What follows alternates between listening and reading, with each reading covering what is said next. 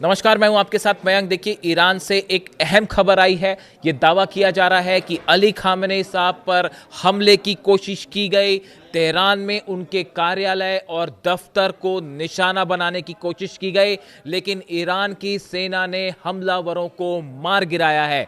देखिए, मैं रिपीट करूंगा, अली खामेनी साहब पर हमले की कोशिश हुई है, जिसे ईरान की सेना ने नाकाम कर दिया है, फेल कर दिया है। अब देखिए, इसको लेकर, इस पूरे मामले को लेकर मेरे पास कई फोन्स आ चुके हैं जो ये पूछना चाह रहे हैं कि असल में वहां हुआ क्या, और आप क्या कैसे देख रहे हैं इस पूरे मैटर को। देखिए, दो खबरें हैं इस पूरे मामले को लेकर, दो खबरें सामने आई हैं।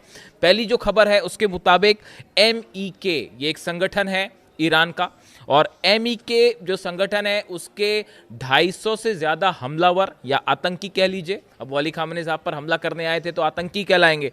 MEK के 250 से ज़्यादा हमलावर जो थे, उन्होंने मध्य तेहरान में यानी मिडिल तेहरान में खामेनी साहब के कार्यालय और आवास पर हमला किया या हमले की कोशिश की। ये सब लोग जो आए थे ये हथियारों से लैस थे, इनके पास हथियार थे, ऑटोमेटिक गन्स थी, लेकिन ईरान की सेना ने इस हमले की कोशिश को पूरी तरह से नाकाम कर दिया। जो हमला करने आए थे उनमें से ज़्यादातर सदस्य या तो गिरफ्तार कर लिए गए हैं या उन्हें मार गिराया गया है। एक ये दावा जो है वो इस तरह का है। खुद MEK जो संगठन है, ये क्या संगठन है इसके बारे में मैं आपको बताऊंगा।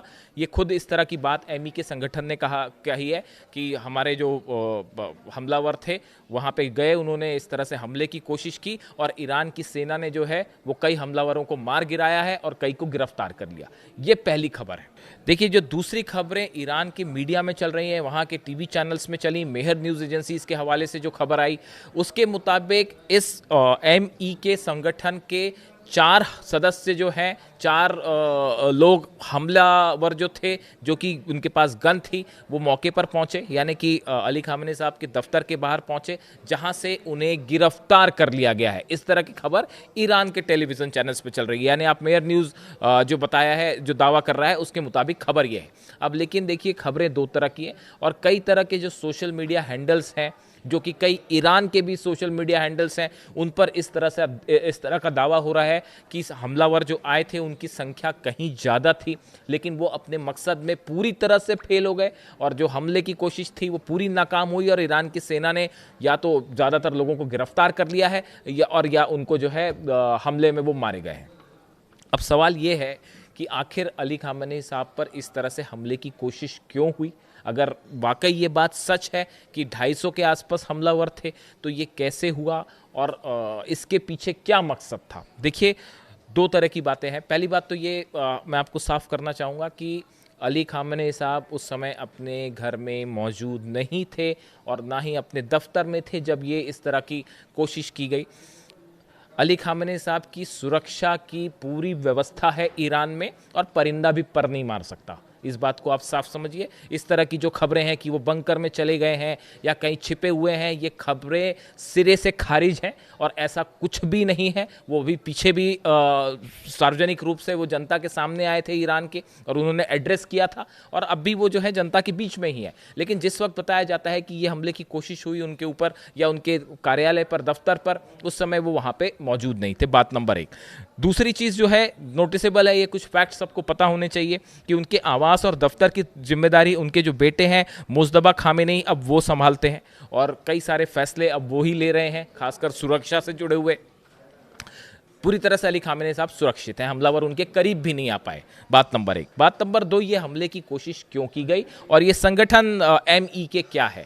पहली बात तो हम बात करें कि इस तरह की कोशिशें क्यों की जा रही है। इसके पीछे जो मैं समझ पाया बड़ा साफ मकसद है। देखिए, बातचीत होने जा रही है अमेरिका की और ईरान की और बताया जा रहा है कि ये आखिरी बातचीत है, अगर ये फेल हो जाती है तो उसके बाद जंग तय है। ये इस तरह की जो कोशिश होती है, जो ईरान में धमाके होते हैं या अली खामेनी साहब पर हमले की कोशिश, ये एक ऐसा संदेश देने की कोशिश की गई थी कि देखिए, ईरान की लीडरशिप कमज़ोर है या ईरान के ऊपर हमला किया जा सकता है। इस तरह का संदेश दुश्मनों की तरफ से देने की कोशिश की गई, लेकिन उसका ईरान की सेना ने करारा जवाब दिया। ना सिर्फ हमले की कोशिश फेल हो गई पूरी तरह से, कोई भी हमलावर अली खामेनी साहब के करीब भी नहीं जा पाया और जो थे वो अरेस्ट हुए या फिर निपटा दिए गए। अब देखिए, ये जो कोशिश थी, इस तरह की कोशिशें कौन कर रहा है? देखिए, पहले भी ईरान की तरफ से ये दावे किए गए कि जो प्रदर्शन हो रहे थे ईरान में, जो हिंसा हो रही थी, उसके पीछे जो है वो मोसाद का हाथ है या विदेशी एजेंट्स हैं उनका हाथ है, और लोगों को पैसे देकर बहुत सारा जो है फंडिंग हुई है और लोगों को उकसाकर इस तरह से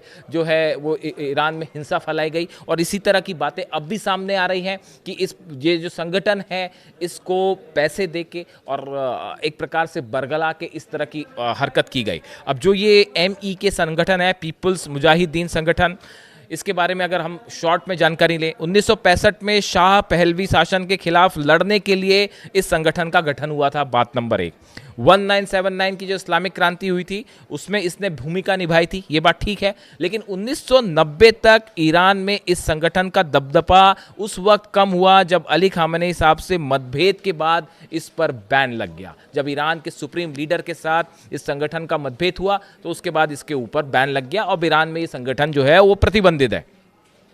2002 में इस एमई के संगठन ने पहली बार दुनिया के सामने ईरान के परमाणु कार्यक्रम के बारे में जानकारी दी। इनकी तरफ से पहले कहा गया कि ईरान परमाणु कार्यक्रम चला रहा है, इस तरह की जानकारी इन्होंने दी। यानी एक प्रकार से आप देखिए कि ईरान की जो खुफिया जानकारी है वो लीक करने की आरोप भी इस संगठन के ऊपर लगे।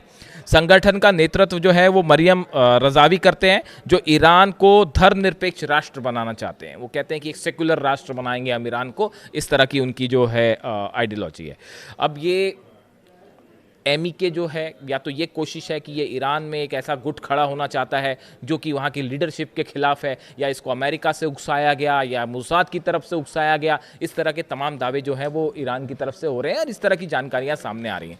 लेकिन फिलहाल जो इस पर्टिकुलर घटना के बारे में जानकारी है सामने, पहली बात यह है कि ये हमले की कोशिश पूरी तरह से नाकाम हो गई है। एक बार फिर ईरान ने करारा जवाब दिया है कि अली खामेनी साहब के आसपास आना, तो हमला करना तो बड़ी दूर की बात है, कोई आसपास भी नहीं पहुंच सकता, और उनकी सुरक्षा की पुख्ता व्यवस्था है। और इस तरह की जो कोशिशें हैं ईरान का मॉरल डाउन करने की या ईरान को कमज़ोर दिखाने की, इस तरह की कोशिशें सिरे से नाकाम हैं, सिरे से फेल हैं। और ईरान की ताकत जो है वो अब अमेरिकी संसद में भी दिखाई दे रही है। मैं अगले वीडियो में आपको उस पर डिटेल में बात करूंगा। और अब तक हमला नहीं हुआ, इतने बड़े बड़े एयरक्राफ्ट कैरियर्स लाने के बाद भी और F-35 F-16 जेट्स के बाद भी अब तक हमले की हिम्मत नहीं जुटा पा रहा है। तो वो इसीलिए क्योंकि ईरान एक मजबूत मिसाइल पावरफुल कंट्री के रूप पे सामने उभर के आया है। और इस तरह की जो खबरें हैं, इसमें काफ़ी सारी खबरें बड़ी ही ऐसी भी हैं जिनका कोई सिर पैर नहीं है और भ्रामक रूप से फैलाई जा रही हैं। इसलिए मुझसे बार बार ये पूछा गया कि आप इस बारे में जो है वो चीज़ें साफ करें। तो देखिए, 2 खबरें हैं, मैंने दोनों आपके सामने रखी, लेकिन दोनों ही खबरों का जो सारांश है, नतीजा ये है कि ईरान की सेना ने इस तरह की जो भी कोशिश थी उसको पूरी तरह से फेल कर दिया है। इससे जुड़ा जो भी अपडेट होगा मैं आप तक पहुंचाऊंगा। वीडियो कैसा लगा कमेंट करके बताएं। Thank you so much.